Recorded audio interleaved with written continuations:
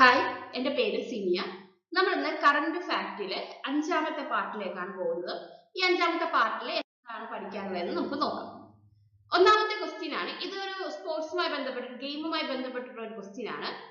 Khelo India winter game 2024, അതായത് Khelo India winter game 2024 ഇതിന്റെ ചിഹ്നം എന്തെന്നാണ് ചോദിച്ചിരിക്കുന്നത്. എന്തായിരുന്നു ഇതിന്റെ ചിഹ്നം?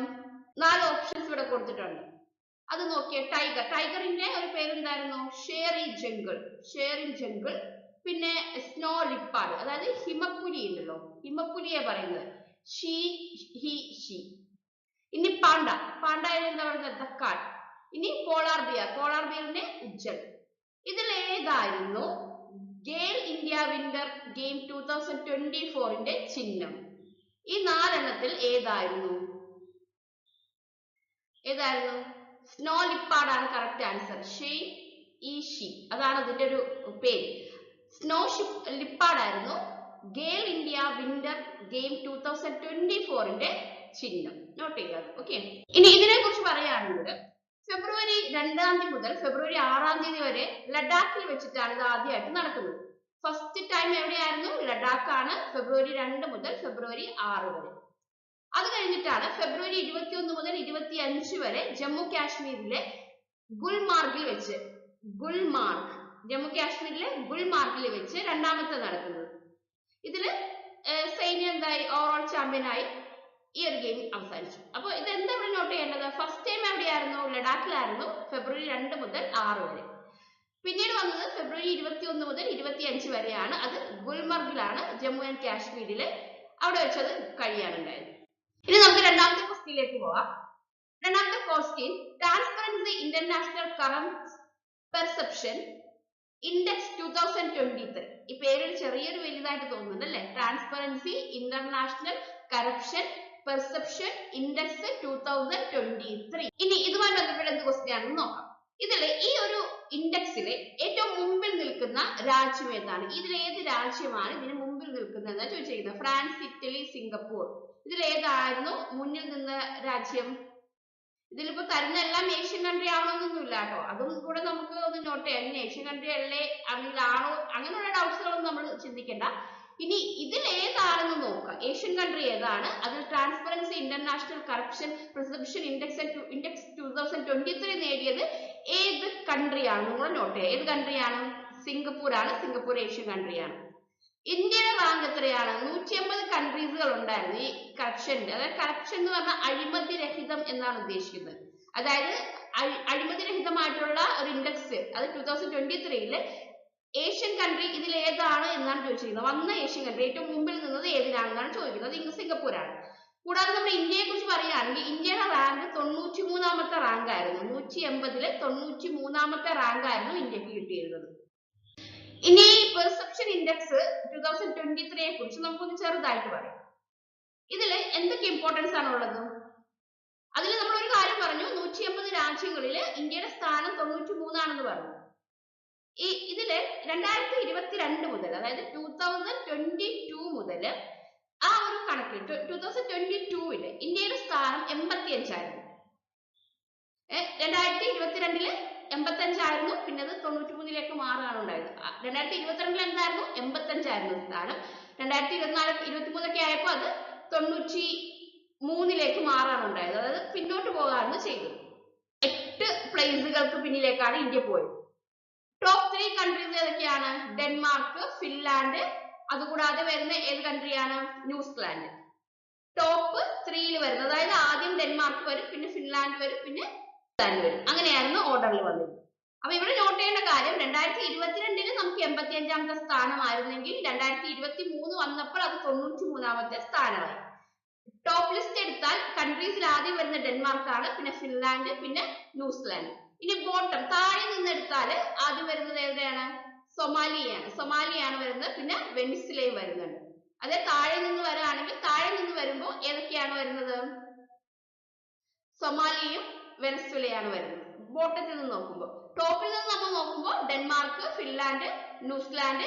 ഇന്ത്യയുടെ സ്ഥാനം എത്രയാണ്? 93ആണ് 2023. 22 അത് 85 ആണ്. ഇനി നമുക്ക് അടുത്ത ക്വസ്റ്റ്യൻ നോക്കാം. who has been elected as new president of International Court of Justice. ഈ ഇന്റർനാഷണൽ കോർട്ട് ഓഫ് ജസ്റ്റിസ് എന്ന് പറഞ്ഞാൽ എന്താണ്? അന്താരാഷ്ട്ര നീതിന്യായ കോടതിയാണ്.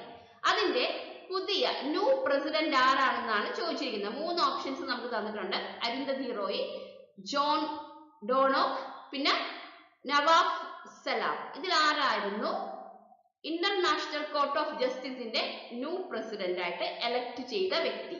ഇതിൽ ആരായിരുന്നു? ആരാണ്? നവാഫ് സലീം ആണ് കറക്റ്റ് ആയിട്ടുള്ള ആൻസർ. അതായത് സി ആണ് കറക്റ്റ് ആയിട്ടുള്ള ആൻസർ. ആരാണ്? Nawaf Saleem. Who has been elected as the new president of International Court of Justice? ആരാണ് കറക്റ്റ് ആൻസർ? നവാഫ് സലാം ആണ് കറക്റ്റ് ആൻസർ വരുന്നത്. ഇനി അദ്ദേഹത്തെ കുറിച്ച് നമുക്ക് കുറച്ച് കാര്യങ്ങളൂടെ അറിയണം. ആരാണ് ഈ നവാഫ് സലാം എന്ന് പറഞ്ഞാൽ? അദ്ദേഹം ആരാണ്? അദ്ദേഹം ലബന്റെ ജഡ്ജാണ്. ലബൻ കൺട്രിയിലെ ജഡ്ജാണ് അദ്ദേഹം. അദ്ദേഹത്തെ കുറിച്ച് പറയുകയാണെങ്കിൽ അദ്ദേഹമാണ് ഇന്റർനാഷണൽ കോർട്ട് ഓഫ് ജസ്റ്റിസിന്റെ ഇപ്പോഴത്തെ പ്രസിഡന്റ് ആയിട്ട് വന്നിരിക്കുന്ന വ്യക്തി.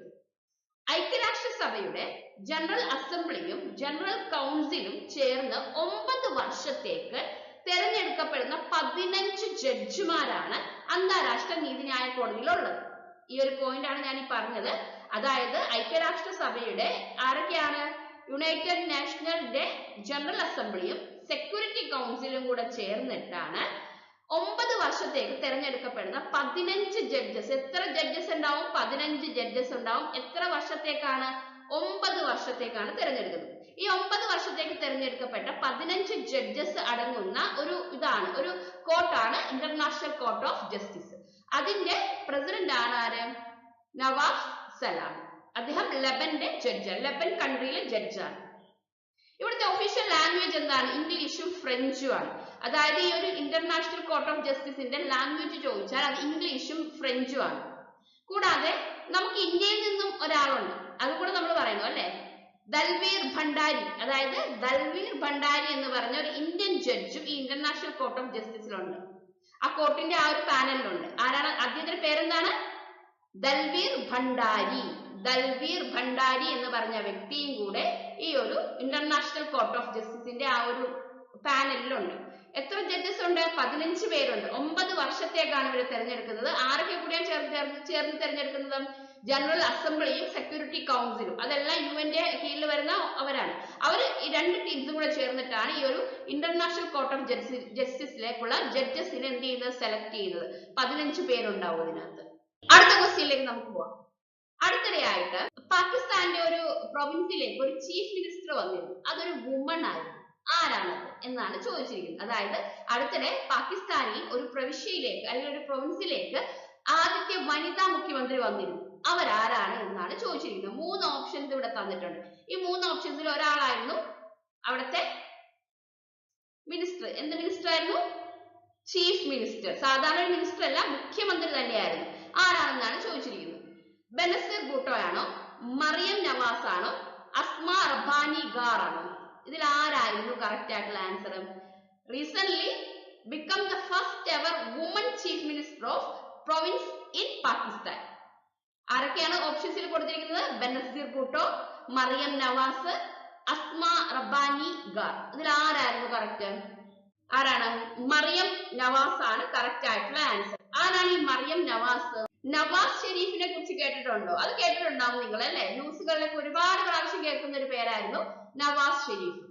അദ്ദേഹത്തിന്റെ മകളാണ് ആര്? മറിയം നവാസ്. ഓക്കെ, അപ്പൊ ഒരു പോയിന്റ് കിട്ടിയോ?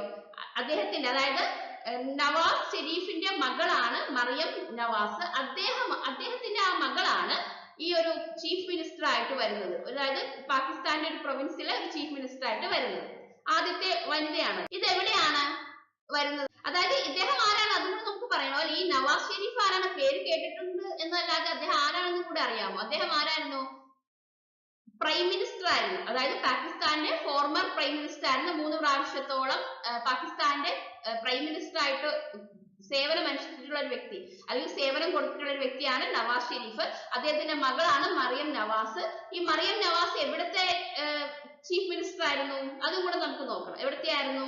പാകിസ്ഥാനിലെ പഞ്ചാബ് പ്രൊവിൻസിൽ. അതായത് പാകിസ്ഥാനും പഞ്ചാബും ഉണ്ട്. ഇന്ത്യക്ക് മാത്രമല്ല, അതിന്റെ ഒരു ഭാഗം പാകിസ്ഥാനും ഉണ്ട്. ആ പാകിസ്ഥാന്റെ ആ ഒരു പഞ്ചാബ് പ്രൊവിൻസിലായിരുന്നു ഇവരെന്താവുന്നത് ഫസ്റ്റ് അവർ വുമൺ ചീഫ് മിനിസ്റ്റർ ആയിട്ട് വരുന്നത്. അതായത് ആദ്യത്തെ ചീഫ് മിനിസ്റ്റർ ആയിട്ട്, അത് വനിതാ ചീഫ് മിനിസ്റ്റർ ആയിട്ട് വരുന്നത്. അപ്പൊ അതും കൂടെ ഒന്ന് നോട്ട് ചെയ്ത് വെക്കുക. പാകിസ്ഥാനിലെ പഞ്ചാബ് പ്രൊവിൻസിലാണ് അവർ ചീഫ് മിനിസ്റ്റർ ആയിട്ട് വരുന്നത്. അവരുടെ പേരെന്താണ്? മറിയം നവാസ്. ആരുടെ മകളാണ്? നവാസ് ഷെരീഫിന്റെ മകളാണ്. ഇനി നമുക്ക് അടുത്ത ക്വസ്റ്റ്യനിലേക്ക് പോകാം. 2024 ഫിനാൻഷ്യൽ ടൈംസ് ഗ്ലോബൽ MBA റാങ്കിലെ ഇന്ത്യൻ സ്കൂൾ ഓഫ് ബിസിനസ്, അതായത് ഇന്ത്യൻ സ്കൂൾ ഓഫ് ബിസിനസ് എന്ന് പറഞ്ഞാൽ ISB-യുടെ ആഗോള റാങ്ക് എത്രയായിരുന്നു എന്നാണ് ചോദിച്ചിരിക്കുന്നത്. What is the global ranking of the Indian School of Business, അതായത് ISB in the Financial Times global MBA ranking 2024? ഏതായിരുന്നു? 4 ഓപ്ഷൻസ് ഇവിടെ കൊടുത്തിട്ടുണ്ട്. 10, 11, 31, 30. ഏതാണ് കറക്റ്റ്? 31ാമത്തെ റാങ്ക് ആയിരുന്നു ഉണ്ടായിരുന്നത്. എത്രാമത്തെ റാങ്ക് ആയിരുന്നു? 31 ആയിരുന്നു നമുക്ക് റാങ്ക് ഉണ്ടായിരുന്നത്. അതായത് 2024 Financial Times global MBA ranking 2024 Indian schools of ബിസിനസിന്റെ റാങ്ക് ചോദിച്ചാൽ അത് എത്രാമത്തെ റാങ്ക് ആയിരുന്നു? 31ാമത്തെ റാങ്ക് ആയിരുന്നു നമുക്ക് കിട്ടി. നമുക്ക് ഇനി അടുത്ത ക്വസ്റ്റ്യനിലേക്ക് പോകാം. ഈ ഒരു ക്വസ്റ്റ്യൻ വളരെ ഇമ്പോർട്ടന്റ് ആയിട്ടുള്ള ഒരു ക്വസ്റ്റ്യൻ ആണ് കേട്ടോ.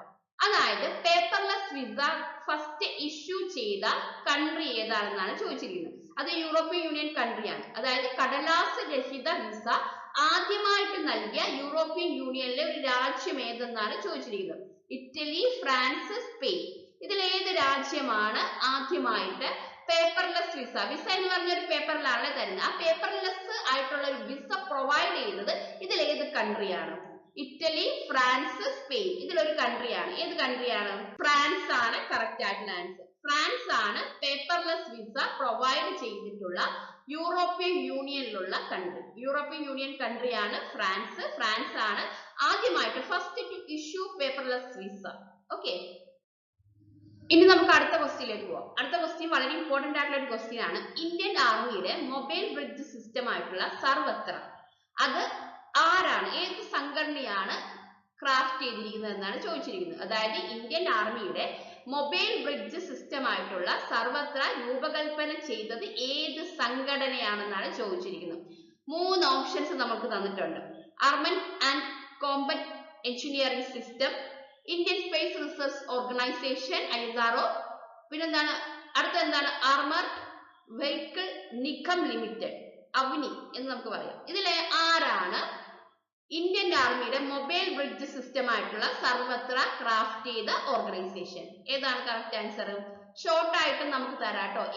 ACE, ISRO, അവനി അങ്ങനെയൊക്കെ പറഞ്ഞും തരാം. അപ്പൊ ഏതാണ് കറക്റ്റ് ആയിട്ടുള്ള ആൻസർ? ഏതായിരുന്നു? ഫസ്റ്റ് വൺ ആണ് കറക്റ്റ് ആയിട്ടുള്ള answer. Armament and combat engineering system, ACE ആണ് കറക്റ്റ് ആയിട്ടുള്ള ആൻസർ. ഇനി നമുക്ക് അടുത്ത ക്വസ്റ്റ്യനിലേക്ക് പോവാം. അടുത്ത ക്വസ്റ്റ്യൻ വളരെ ഇമ്പോർട്ടന്റ് ആണ്. WHO കുറിച്ചിട്ടാണ്, വേൾഡ് ട്രേഡ് ഓർഗനൈസേഷനെ കുറിച്ചാണ് ചോദിക്കുന്നത്. 13ാമത്തെ ministerial conference of WTO was held at, അതായത് 13ാമത്തെ മിനിസ്ട്രിയൽ കോൺഫറൻസ്, അതായത് മന്ത്രിതല സമ്മേളനം, അങ്ങനെ പറയാം മലയാളത്തിൽ. മന്ത്രിതല സമ്മേളനം എവിടെ വെച്ചിട്ടാണ് നടക്കുന്നത്? WTOയുടെ 13ാമത്തെ മന്ത്രിതല സമ്മേളനം, മിനിസ്ട്രിയൽ കോൺഫറൻസ് എവിടെയാണ് നടക്കുന്നത് എന്നാണ് ചോദിക്കുന്നത്. 3 ഓപ്ഷൻസ് നമുക്ക് തന്നിട്ടുണ്ട്. Abu Dhabi, Dubai and Saudi Arabia. ഇതിലെവിടെയാണ്? 3 ഗൾഫ് കൺട്രീസുകളാണ്. ഈ ഗൾഫ് കൺട്രീസിൽ വെച്ചാണ് നടക്കുന്നത്, നമുക്ക് മനസ്സിലായി. ഇനി ഇതിൽ ഏതാണെന്നാണ് ചോദിച്ചിരിക്കുന്നത്. ഏതാണ്? ഓപ്ഷൻ A ആണ് കറക്റ്റ് ആൻസർ. അബുദാബിയിൽ വെച്ചിട്ടാണ് 13ാമത്തെ മിനിസ്ട്രിയൽ കോൺഫറൻസ് ഓഫ് WTO നടക്കുന്നത്. അവിടെയാണ് അത് ഹെൽഡ് ചെയ്തിരിക്കുന്നത്. ഇനി നമുക്ക് ഈ വേൾഡ് ട്രേഡ് ഓർഗനൈസേഷനുമായി ബന്ധപ്പെട്ട് വരുന്ന ഈ ഒരു കോൺഫറൻസിനെ കുറിച്ച് കുറച്ച് കാര്യങ്ങൾ പറയാനുണ്ട്.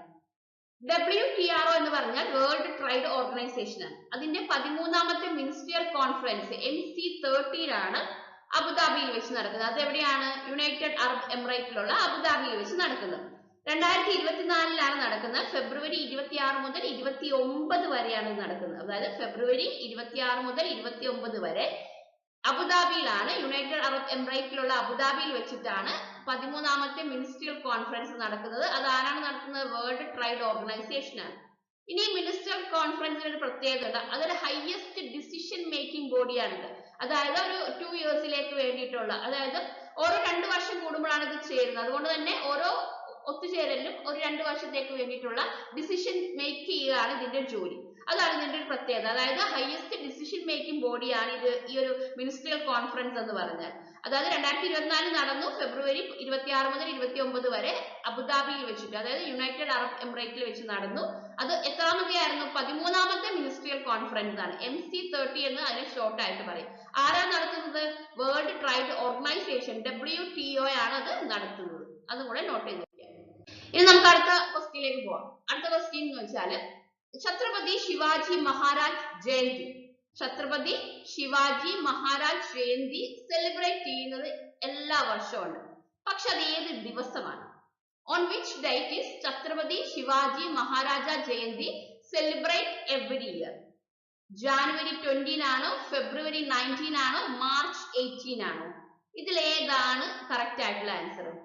ഛത്രപതി ശിവാജി മഹാരാജ് ജയന്തി എവിടെ വെച്ചാ, ഏത് മാസം, ഏത് ദിവസം നടക്കുന്നത്? ജനുവരി 20 ആണോ, ഫെബ്രുവരി 19 ആണോ, മാർച്ച് 18 ആണോ? ഫെബ്രുവരി 19 ആണ് കറക്റ്റ് ആൻസർ. ഇനി ഓപ്ഷനില് ഫെബ്രുവരി 18, ഫെബ്രുവരി 20 അങ്ങനെയൊക്കെ തരും. 19 മനസ്സിൽ നോട്ട് ചെയ്ത് വെക്കുക. ശിവാജിയുടെ നമ്പർ 19 ആണ്, അത് നോട്ട് ചെയ്താൽ മതി. ഛത്രപതി ശിവാജി മഹാരാജ് ജയന്തി ഫെബ്രുവരി 19 അപ്പൊ അദ്ദേഹത്തിന്റെ ഡേറ്റ് എന്താണ്? 19 ആണെന്ന് മനസ്സിലൊന്ന് ഓർത്ത് വെക്കുക. അപ്പൊ ഈസി ആയിട്ട് നമുക്ക് കിട്ടും. ഇനി നമുക്ക് അടുത്തത് നോക്കാം. 2024 വേൾഡ് വെറ്റ്ലാൻഡ് ഡേ, അതിന്റെ തീം എന്താണ്? അതായത് വേൾഡ് വെറ്റ്ലാൻഡ് ഡേ 2024 തീം എന്ത്? ഈ വെറ്റ്ലാൻഡ് എന്ന് പറഞ്ഞ തണ്ണീർത്തടം ഉണ്ടല്ലോ, അതിനെയാണ് ഈ വെറ്റ്ലാൻഡ് എന്ന് പറയുന്നത്. അപ്പൊ അതിന്റെ തീം എന്താണ്? 2024 തീം എന്താണെന്നാണ് ചോദിച്ചിരിക്കുന്നത്. 3 ഓപ്ഷൻസ് നമുക്ക് തന്നിട്ടുണ്ട്. Wetland conservation, wetland and biodiversity, wetland and human wellbeing. ഇതിൽ ഏതാണ് കറക്റ്റ് ആയിട്ട് വരുന്ന ആൻസർ? 2024 വെറ്റ്ലാൻഡ് വേൾഡ് വെറ്റ്ലാൻഡ് ഡേയുടെ തീം എന്താണ്? ഇതിലേതാണ് correct answer? Wetland and human wellbeing ആണ് കറക്റ്റ് ആയിട്ടുള്ള ആൻസർ. മൂന്നാമത്തതാണ് കറക്റ്റ് ആയിട്ടുള്ള ആൻസർ. ഇനി ഓക്കെ, ഇതിന്റെ ആൻസർ ഇതിൽ കാണിച്ചിട്ടുണ്ട്. അപ്പൊ ഓക്കെ, എന്നാലും നമുക്കിത് പറയാം. വേൾഡ് വെറ്റ്ലാൻഡ് ഡേ 2024, അതായത് വെറ്റ്ലാൻഡ് ഡേ ആയിട്ട് നമ്മൾ ഇതിൽ ഏത് ദിവസത്തെയാണ് ആഘോഷിക്കുന്നത്? കാരണം ഇതിൽ ഓപ്ഷൻസ് കണ്ടോ? 2 ഫെബ്രുവരി, 3 ഫെബ്രുവരി, 4 ഫെബ്രുവരി അങ്ങനെയൊക്കെ തന്നു കളയും. അപ്പൊ നമുക്ക് ഡൗട്ട് വരും. നമ്മൾ മനസ്സിൽ ആലോചിച്ചിട്ട് ഒരു ഫെബ്രുവരി ആണെന്നൊക്കെ നമ്മുടെ മനസ്സിലുണ്ടാവും.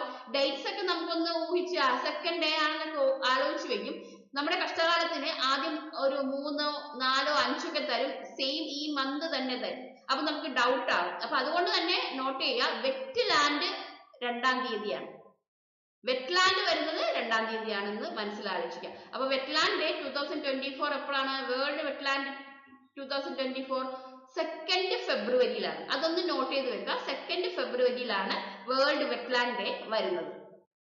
ഇനി ഇതിൽ വേറൊരു എക്സ്ട്രാ പോയിന്റ് കൂടെ നമുക്ക് പറയാനുള്ളത്, ഇന്ത്യയുമായി ബേസ് ചെയ്തിട്ട് പറയാം. അതായത് ഇന്ത്യ ഈ ഒരു വെറ്റ്ലാൻഡ് കൺവെൻഷൻ എന്ന് പറഞ്ഞാൽ എന്താണ്? റംസാർ കൺവെൻഷനെയാണ് ഈ പറയുന്നത്. അപ്പൊ ഈ കൺവെൻഷനിൽ ഇന്ത്യ പാർട്ടിസിപ്പേറ്റ് ചെയ്യുന്നത് എപ്പോഴാണ്? 1982 അതായത് 1971 ഇത് വരുന്നത്. ഈ ഒരു വെറ്റ്ലാൻഡ് കൺവെൻഷൻ വരുന്നത് എവിടെ വെച്ചിട്ടാണ്? ഇറാഖിലെ റംസാറിൽ വെച്ചിട്ട്. അതൊരു ഇന്റർനാഷണൽ ട്രീറ്റി ആണ്, യുനെസ്കോയുടെ കീഴിൽ വരുന്നത്. അപ്പൊ അതിൽ ഇന്ത്യ പാർട്ടിസിപ്പേറ്റ് ചെയ്യുന്നത്, അല്ലെ ഇന്ത്യ ഇതിന്റെ ഒരു അംഗമാവുന്നത് എപ്പോഴാണ്? 1982 ഫെബ്രുവരി 1-ാം തീയതിയാണ്. ഫെബ്രുവരി 1-ാം തീയതിയാണ് നമ്മൾ ഈ ഒരു റംസാർ ലിസ്റ്റിലേക്ക്, അല്ലെങ്കിൽ റംസാൻ കൺവെൻഷന്റെ ഭാഗമായിട്ട് വരുന്നത്. ഇനി നമുക്ക് അടുത്തത് നോക്കാം. അടുത്തത് ഒരു പേരാണ്. ആ പേരൊന്ന് നോക്കാം. എന്താണ്? സോനം ലോസാർ. സോനം ലോസാർ എന്ന് പറഞ്ഞാല് ഒരു സെലിബ്രേഷൻ ആണ്. അതായത് ഒരു ഏത് കമ്മ്യൂണിറ്റിയാണ് ആഘോഷിക്കുന്നത്? തമാങ് എന്ന് പറഞ്ഞ ഒരു കമ്മ്യൂണിറ്റിയുടെ ഒരു സെലിബ്രേഷൻ ആണ്. എന്താണ്? സോനം ലോസാർ. സോനം ലോസാർ അത് ആരുടെയാണ്? തമാങ് എന്ന് പറഞ്ഞ ഒരു കമ്മ്യൂണിറ്റിയുടെ ഒരു സെലിബ്രേഷൻ ആണ്. ഇത് ഏത് കൺട്രി ആണെന്നാണ് ചോദിച്ചിരിക്കുന്നത്. ഏത് കൺട്രിയിലുള്ള ഈ ഒരു കമ്മ്യൂണിറ്റി, അതായത് തമാങ് എന്ന് പറഞ്ഞ ഒരു കമ്മ്യൂണിറ്റിയാണ് സോനം ലോസാർ ആഘോഷിക്കുന്നത്? ഓപ്ഷൻസ് ഇവിടെ തന്നിട്ടുണ്ട്. അഫ്ഗാനിസ്ഥാൻ, മാൽദീവ്സ്, നേപ്പാൾ. എന്താണ് ഇതിൽ കറക്റ്റ് ആൻസർ? അഫ്ഗാനിസ്ഥാൻ ആണോ, മാൽദീവ്സ് ആണോ, നേപ്പാൾ ആണോ? ഇപ്പൊ ഈ ഒരു തമാങ് കമ്മ്യൂണിറ്റി എന്ന് പറയുമ്പോൾ ആ പേരിൽ തന്നെ നമുക്ക് കണക്ട് ചെയ്യാനായിട്ട് പറ്റുന്നുണ്ട്. തമാങ് അങ്ങനെയൊക്കെയുള്ള ഒരു പേര് ഏറ്റവും കൂടുതൽ കാണുന്നത് എവിടെയൊക്കെയാണ്? നേപ്പാളിലാണ് അല്ലെ കാണുന്നത്. അതായത് നേപ്പാളിലാണ് ഈ ഒരു പേര് ഏറ്റവും കൂടുതൽ. ഇങ്ങനെയുള്ള പേരുകൾ നമ്മൾ ഏറ്റവും അധികമായിട്ട് കേൾക്കുന്നത്. അപ്പോൾ അതുകൊണ്ട് തന്നെ തമാങ് കമ്മ്യൂണിറ്റിയുടെ ഈ ഒരു പ്രോഗ്രാമിന്റെ പേരെന്താണ്? സോനം ലേസർ. സോനം ലേസർ എന്ന് പറഞ്ഞാൽ ലേസർ എന്നല്ല, അങ്ങനെയൊക്കെ പറയാം. ആഘോഷം അത് സെലിബ്രേറ്റ് ചെയ്യുന്ന തമാം കമ്മ്യൂണിറ്റി ഏത് കൺട്രിയിൽപ്പെട്ടവരാണ്? അവർ നേപ്പാളിൽപ്പെട്ടവരാണ്. നേപ്പാൾ കൺട്രിയിലാണ് ഈ ഒരു കമ്മ്യൂണിറ്റി ഉള്ളത്. അടുത്ത ക്വസ്റ്റ്യൻ നോക്കാം. അടുത്ത ക്വസ്റ്റ്യൻ IRCTC എന്ന് കേട്ടിട്ടുണ്ടോ? റെയിൽവേയിൽ യാത്ര ചെയ്യുന്ന ആളുകൾക്ക് കൂടുതലായിട്ട് അറിയുന്ന ഒരു പേരാണ്. റെയിൽവേയിൽ യാത്ര ചെയ്യുന്നവർക്ക് ഈ ഒരു പേര് അറിയാം. എന്താണ്? Indian railway catering and tourism corporation limit. അതാണ് IRCTCയുടെ full form. Indian railway catering and tourism corporation limited. ഈ റീസെന്റ് ആയിട്ട് CMD എന്ന് പറഞ്ഞാൽ എന്താ? Chairman and managing director. ഇത് രണ്ടും കൂടെ ചേരുന്ന ഒരു പോസ്റ്റാണ് CMD. ഈ അടുത്തായിട്ട് ഈ ഒരു IRCTCയുടെ CMD ആയിട്ട് ഒരു വ്യക്തി വന്നിരുന്നു. അത് ഇതിൽ ആരാണെന്നാണ് ചോദിച്ചിരിക്കുന്നത്. അപ്പോൾ IRCTCയുടെ ഫുൾ ഫോമും കൂടെ അറിഞ്ഞിരുന്നോളൂ. നമ്മൾ പറയുന്ന ഒരു പേരാണ്. ട്രെയിനിലൊക്കെ യാത്ര ചെയ്യുന്നവർക്ക് എപ്പോഴും ഈ ഒരു പേര് അറിയാവുന്നതാണ്. അതിന്റെ ഫുൾ ഫോമും കൂടെ അറിഞ്ഞിരുന്നോളൂ. Indian railway catering and tourism corporation limited എന്നാണ് അതിന്റെ ഫുൾ ഫോം. ഇനി ഇവിടെ വരുന്ന ചോദ്യം എന്താണ്? ഇതിന്റെ CMD എന്ന് പറഞ്ഞാൽ ചെയർമാൻ ആൻഡ് മാനേജിംഗ് ഡയറക്ടർ. ഈ ഒരു പോസ്റ്റിലേക്ക് വന്ന വ്യക്തി ആരാണെന്നാണ് ചോദിച്ചിരിക്കുന്നത്. രാകേഷ് കുമാർ ആണോ, സഞ്ജയ് കുമാർ ജെയിൻ ആണോ, അല്ലെങ്കിൽ അമിതാഭ് ശർമ്മയാണോ? ഇതിൽ ആരാണ് കറക്റ്റ് ആൻസർ ആയിട്ട് വരുന്നത്? സഞ്ജയ് കുമാർ ജെയിൻ ആണ് കറക്റ്റ് ആയിട്ട് വരുന്ന ആൻസർ. ആരാണ്? സഞ്ജയ് കുമാർ ജെയിൻ.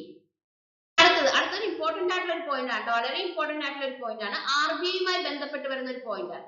അതായത് RBIയുടെ സമീപകാലത്തുള്ള ഒരു ധനനയം, അതായത് മോണിറ്ററി പോളിസി അനുസരിച്ച് 2024-2025 വർഷത്തിലെ പ്രതീക്ഷിക്കുന്ന ഗ്രോസ് ഡൊമസ്റ്റിക് പ്രൊഡക്റ്റ് എത്രയാണെന്നാണ് ചോദിച്ചിരിക്കുന്നത്. അതിന്റെ വളർച്ച, ഗ്രോത്ത് എത്രയാണെന്നാണ് ചോദിച്ചിരിക്കുന്നത്. അതായത് RBIയുടെ സമീപകാലത്തുള്ള മോണിറ്ററി പോളിസി അനുസരിച്ച് 2024-2025 വർഷത്തിൽ പ്രതീക്ഷിക്കുന്ന, എക്സ്പെക്ട് ചെയ്യുന്ന മൊത്തം അല്ലെങ്കിൽ ഗ്രോസ് ഡൊമസ്റ്റിക് പ്രൊഡക്റ്റിന്റെ ഗ്രോത്ത്, വളർച്ച എത്രയാണ് എന്നാണ് ചോദിച്ചിരിക്കുന്നത്. എത്രയാണ് ഇതിൽ കൊടുത്തിരിക്കുന്നത്? 3%, 4%, 7%. ഏതാണ് കറക്റ്റ് ആയിട്ടുള്ള ആൻസർ? 7% ആണ്. അത് നോട്ട് ചെയ്ത് വെക്കാം.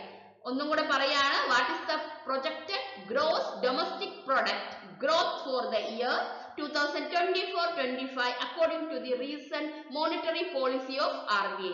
RBIയുടെ സമീപകാല ധനനയം, ഈ മോണിറ്ററി പോളിസി എന്ന് പറഞ്ഞ ധനനയത്തെ പറയുന്നു.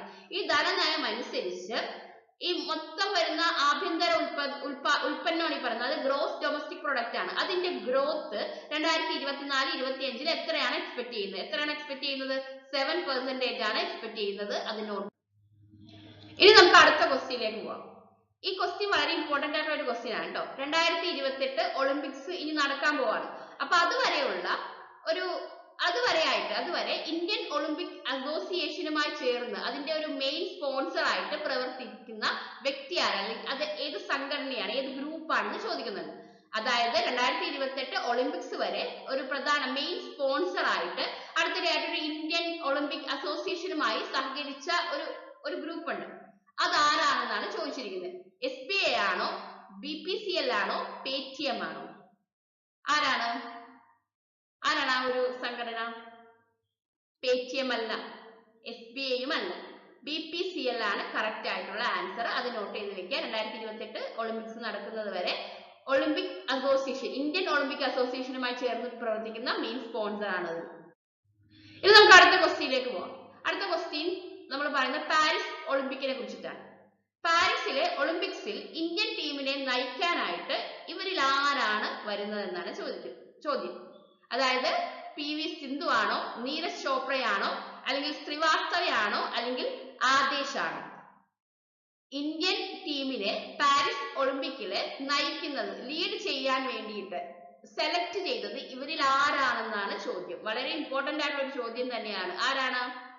നീരജ് ചോപ്രയാണ് കറക്റ്റ് ആയിട്ടുള്ള ആൻസർ. നീരജ് ചോപ്രയാണ് ഇന്ത്യയെ ലീഡ് ചെയ്യുന്നത്, പാരീസ് ഒളിമ്പിക്കില് ലീഡ് ചെയ്യുന്നത് അദ്ദേഹം. ഇനി അടുത്ത ക്വസ്റ്റ്യൻ നോക്കാം. 2030 നടക്കുന്ന ഒരു കാര്യമാണ് പറയുന്നത്. ഈ താഴെ പറയുന്ന കൺട്രീസുകളില് ഏതാണ് 2030 ഒരു ഓർബിറ്റ് സ്റ്റേഷൻ കൺസ്ട്രക്ട് ചെയ്യുന്നതിന് വേണ്ടിയിട്ടുള്ള അംഗീകാരം നേടിയത്? അല്ലെങ്കിൽ അതായത് which of the following countries has approved the construction of an orbital station by 2030? അതായത് 2030 തന്നെ ഒരു പരിക്രമണ നിലയം, ഓർബിറ്റൽ സ്റ്റേഷൻ കൺസ്ട്രക്ട് ചെയ്യാനായിട്ട് അപ്രൂവ് ചെയ്തത് ഇതിൽ ഏത് കൺട്രിയാണ്, അല്ലെങ്കിൽ ഇത് ഏത് കൺട്രിയിലാണ് വരുന്നത് എന്നാണ് ചോദിച്ചിരിക്കുന്നത്. Russia, India, Japan. നമുക്ക് ഇതിനൊരു സംശയമൊന്നും വേണ്ട. കാരണം ആരായിരിക്കും? ഇന്ത്യ ആദ്യം തന്നാൽ ഇന്ത്യ എഴുതരുത്. ആരാണ്? റഷ്യയാണ് കറക്റ്റ് ആയിട്ടുള്ള ആൻസർ. റഷ്യയാണ് ഒരു ഓർബിറ്റൽ സ്റ്റേഷൻ ഒരു 2030 കൂടെ പണിയാനായിട്ട് തീരുമാനിച്ചിരിക്കുന്നത്. ഇനി നമുക്ക് അടുത്ത ക്വസ്റ്റ്യൻ നോക്കാം. ഇതിൽ നോക്കിയേ, ഡുറാൻഡ് കപ്പ് നടക്കുന്ന 133ാമത്തെ കപ്പാണ് ഈ ഡുറാൻഡ് കപ്പ് എന്ന് പറഞ്ഞത്. ഇത് ഇന്ത്യയിലെ ഒരു സിറ്റിയിൽ മാത്രം, ഈ താഴെ തന്നിരിക്കുന്ന ഓപ്ഷനിൽ ഒരു സിറ്റിയിൽ മാത്രം നടക്കുന്നില്ല. അത് ഏത് സിറ്റിയാണെന്നാണ് ചോദിച്ചിരിക്കുന്നത്.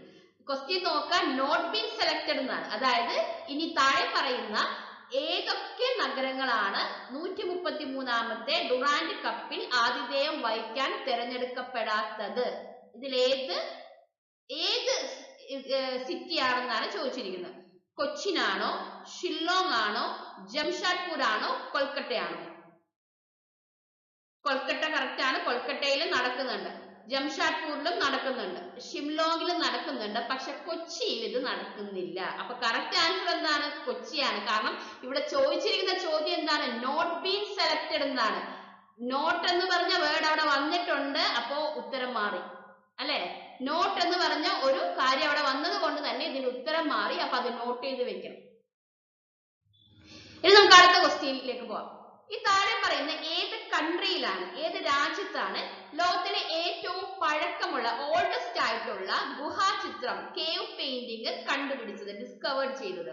അതായത് ഈ താഴെ പറയുന്ന ഏത് കൺട്രിയിലാണ്, ഏത് രാജ്യത്താണ് ലോകത്തിലെ ഏറ്റവും പഴക്കമുള്ള കേവ് പെയിന്റിംഗ് ഡിസ്കവർ ചെയ്തത് എന്നാണ് ചോദിച്ചിരിക്കുന്നത്. ഇന്ത്യയാണോ, ഈജിപ്റ്റ് ആണോ, ഇന്തോനേഷ്യ ആണോ, ഇറാഖ് ആണോ? ഇന്ത്യ ആദ്യം കൊടുക്കുന്ന കണ്ടപ്പോൾ തന്നെ ഗുഹാചിത്രം ഇന്ത്യയിൽ ഉണ്ട് അല്ലെ? അത് ഓർത്തിട്ട് ഇന്ത്യ എന്ന് പറയരുത്. പിന്നെ നമ്മൾ അടുത്ത ചിന്തിക്കുന്നത് ഈജിപ്റ്റ് ആണ്. ഈജിപ്തിൽ അത്യാവശ്യം പെയിന്റിങ്ങും മമ്മിയും അതുപോലുള്ള പിരമിഡുകളൊക്കെ ഉണ്ട്. എങ്കിൽ പിന്നെ അതായിരിക്കും കറക്റ്റ് എന്ന് നമ്മൾ ചിന്തിക്കും. അതും അല്ല, അതും തെറ്റാണ്. ഇറാഖും അല്ല. പക്ഷെ ആരാണ്?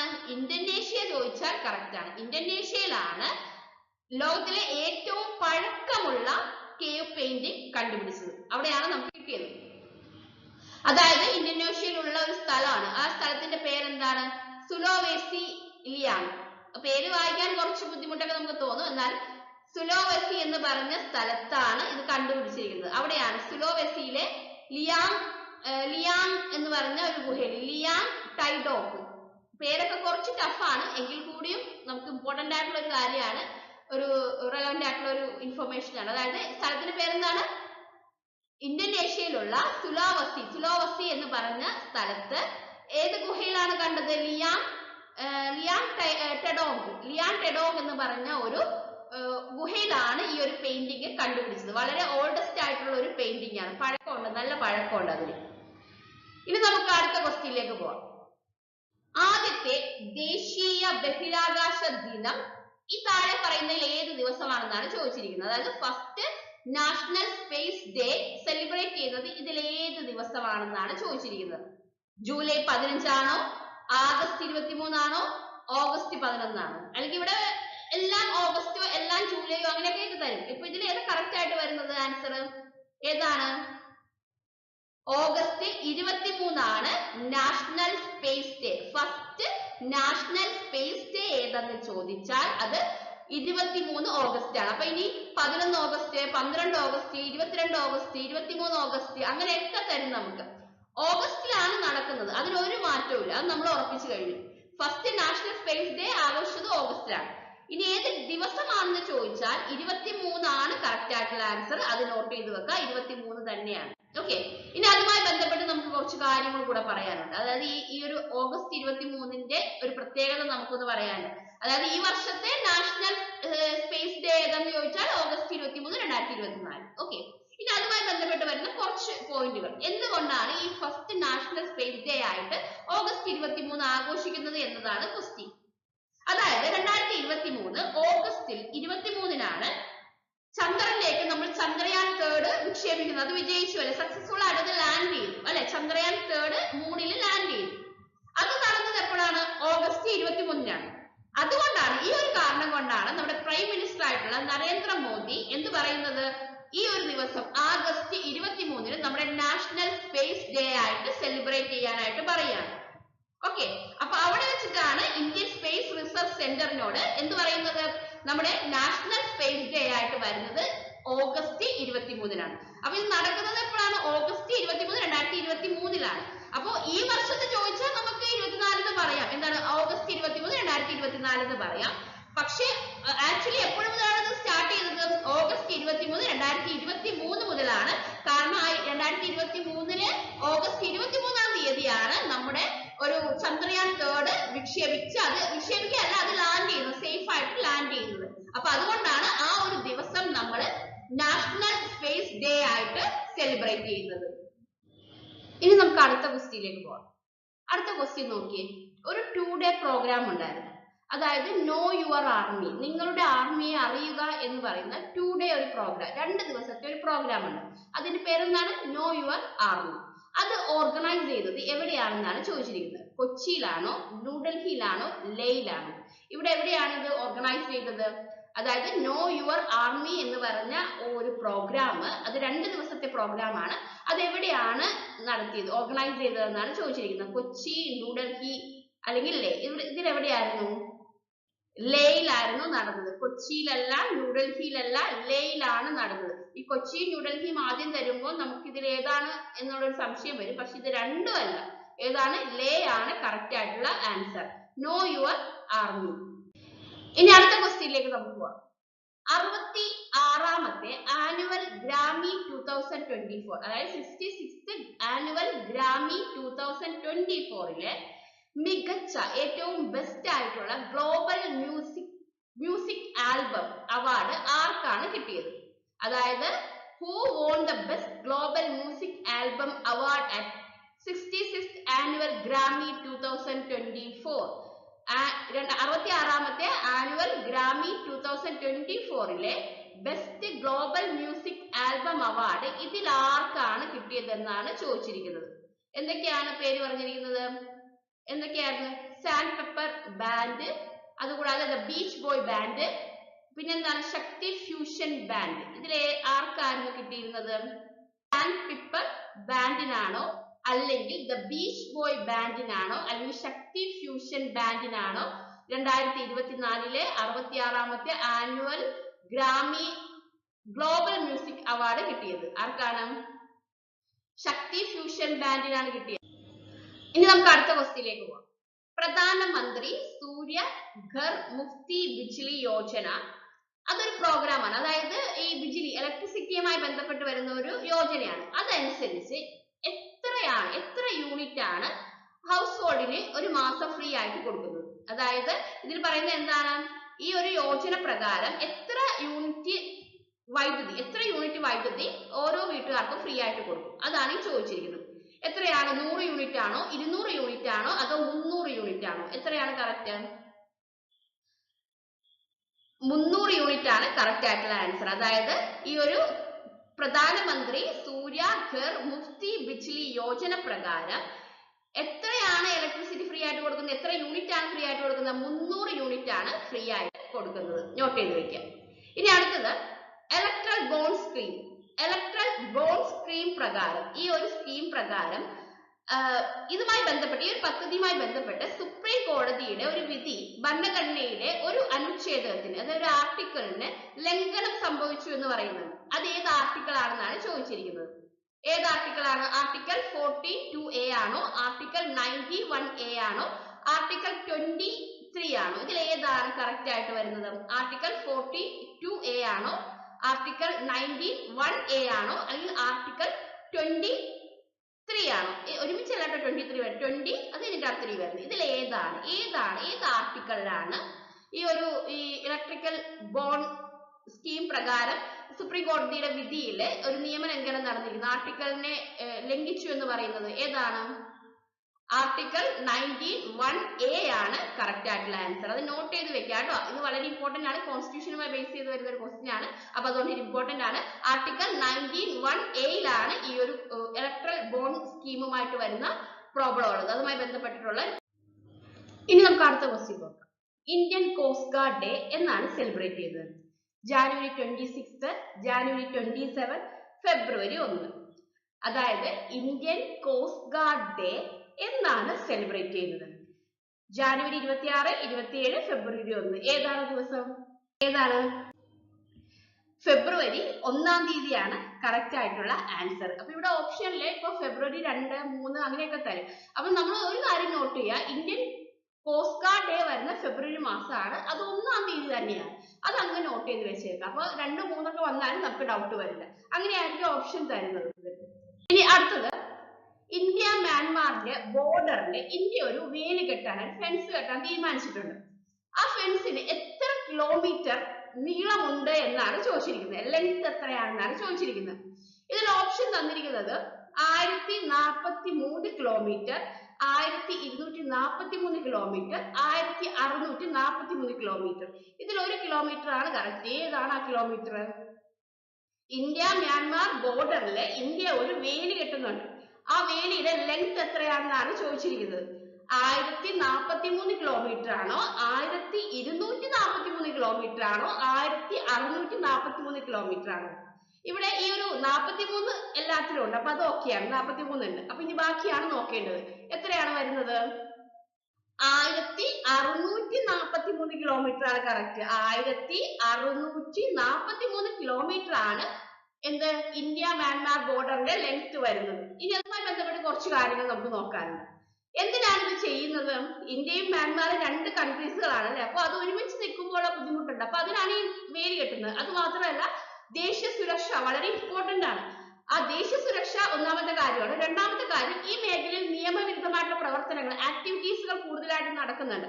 അപ്പൊ അങ്ങനെ നടക്കാതിരിക്കാനും കൂടിയാണ് രണ്ടായിട്ട് സെപ്പറേറ്റ് ചെയ്യുന്നത്. അപ്പൊ ഇന്ത്യയും മ്യാൻമാറിനെ അവിടെ വെച്ച് സെപ്പറേറ്റ് ചെയ്യണം. പക്ഷേ ഈ 1643 കിലോമീറ്റർ എന്ന് പറയുമ്പോൾ 4 സംസ്ഥാനങ്ങളെ കവർ ചെയ്യുന്നുണ്ട്. അതായത് അരുണാചൽ പ്രദേശ്, നാഗാലാൻഡ്, മണിപ്പൂര്, മിസോറാം, അങ്ങനെ 4 സ്റ്റേറ്റുകളെ കവർ ചെയ്തിട്ടാണ് ഈ 1643 കിലോമീറ്റർ വരുന്നത്. അതായത് അരുണാചൽ പ്രദേശിന് ഒരു 520 കിലോമീറ്റർ ഉണ്ട്, നാഗാലാൻഡിന് 215 ഉണ്ട്, മണിപ്പൂരിന് ഒരു 398 ഉണ്ട്, മിസോറാമിന് 510 ഉണ്ട്. അപ്പൊ ഈ 4 സ്റ്റേറ്റുകളിലും കൂടെയാണ് ഈ ഒരു ബോർഡർ വരുന്നത്. അപ്പൊ ഈ ബോർഡറിലാണ് എന്ത് ചെയ്യുന്നത്? വേലി കെട്ടുന്നത്. അപ്പൊ നോർത്ത് ഈസ്റ്റേൺ സ്റ്റേറ്റുകളാണ് ഇത് 4. അതുകൂടെ നോട്ട് ചെയ്ത് വെക്കും. അപ്പൊ ഈ മ്യാൻമാർക്കുമായിട്ട് വരുന്ന ഈ ഒരു അതിർത്തിയിൽ എത്ര കിലോമീറ്ററിലാണ് ഈ ഒരു വേലി വരുന്നത് എന്ന് ചോദിച്ചാൽ 1643 കിലോമീറ്റർ. ഇനി നമുക്ക് അടുത്ത ക്വസ്റ്റ്യനിലേക്ക് പോകാം. ഈ അടുത്ത ക്വസ്റ്റ്യനില് ഈ കോരാപുട്ട് എന്ന് പറഞ്ഞ ഡിസ്ട്രിക്റ്റില് ഗുപ്തേശ്വർ എന്ന് പറഞ്ഞൊരു ഫോറസ്റ്റ് ഉണ്ട്. അതായത് ഇവിടെ പറയുന്നത് കോരാപുട്ട് എന്ന് പറഞ്ഞ ഒരു ജില്ലയില് ഗുപ്തേശ്വർ എന്ന് പറഞ്ഞ ഒരു ഫോറസ്റ്റ് ഉണ്ട്. ഈ ഫോറസ്റ്റ് ഇന്ത്യയിലെ 14th ഡൈവേഴ്സിറ്റി ഹെറിറ്റേജ് സൈറ്റിൽ ഇടം പിടിച്ചിട്ടുണ്ട്. അത് ഏത് ഡിസ്ട്രിക്റ്റിലാണെന്നാണ് ഇവിടെ ചോദിച്ചിരിക്കുന്നത്. അപ്പൊ which Indian state has declared Gupteswar forest in Koraput district as it 4th biodiversity heritage site. അതായത് ഈ ഒരു 4ാമത്തെ ബയോഡൈവേഴ്സിറ്റി ഹെറിറ്റേജ് സൈറ്റ് ആയിട്ട് കോരാപുട്ടിലെ ഗുപ്തേശ്വർ ഫോറസ്റ്റ് വന്നിട്ടുണ്ട്. ഇത് ഏത് സംസ്ഥാനത്താണെന്നാണ് ചോദിച്ചിരിക്കുന്നത്. ഇനി സംസ്ഥാനം തന്നിട്ടും ചോദിക്കാം ഏത് ഫോറസ്റ്റ് ആണ് വന്നത്, അല്ലെങ്കിൽ ഏത് ജില്ലയിലാണ് വന്നത്, അങ്ങനെയും ചോദിക്കാം. അപ്പൊ ഇവിടെ എന്താണ് പറയേണ്ടത്? തമിഴ്നാടാണോ, ഒഡീഷയാണോ, കർണാടകയാണോ? ഈ കോരാപുട്ടും അതുപോലെ തന്നെ ഗുപ്തേശ്വരൊക്കെ കാണുമ്പോൾ നമ്മള് ഡൗട്ട് വരും അല്ലെ. ഈ 3 സ്റ്റേറ്റിലെ ഈ ഒരു പേരുകളൊക്കെ നോർമലി വരാറുണ്ട്. അപ്പോ തമിഴ്നാടാണോ, ഒഡീഷയാണോ, കർണാടകയാണോ എന്ന് ചോദ്യം വന്നാൽ ഉത്തരം എന്താണ്? ഒഡീഷയാണ് കറക്റ്റ് ആയിട്ടുള്ള ആൻസർ. ഒഡീഷയിലാണ് ഇത് വരുന്നത്.